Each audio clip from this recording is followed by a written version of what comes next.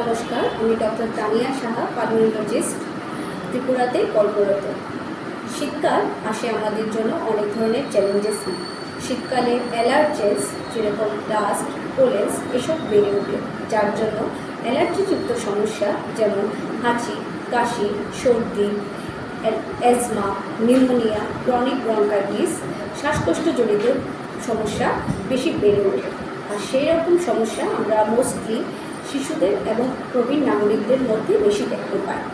সেই ক্ষেত্রে আমাদের শীতের সময় কিছু প্রিভেন্টিভ মেজার্স অলরেডি মেনটেন করা দরকার, যেরকম বাইরে বের হওয়ার আগে নাক কান মুখ ঢেকে যেরকম জ্যাকেটস, মাফলার ইউজ করা, গরম জামা কাপড় ইউজ করা, হাঁচি কাশি দেওয়ার সময় মুখ নাক ঢেকে হাঁচি কাশি দেওয়া, নিয়মিত হাত পরিষ্কার রাখা, মাস্ক ব্যবহার করা এবং যাদের অলরেডি রেসপিরেটরি প্রবলেমস আছে, যারা ইনহেলার নিচ্ছেন তাদেরকে বলবো ইনহেলার রেগুলারলি নিয়মিত নেওয়া।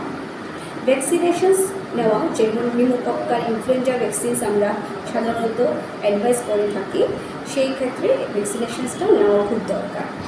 আর যাদের কোনো ধরনের সমস্যা বেড়ে উঠবে, যেমন শ্বাসকষ্টের সমস্যা বেড়ে উঠবে, তখন নিকটতম পালমোনোলজিস্ট বা ডক্টরদের কনসালটেশন নেওয়া। নমস্কার।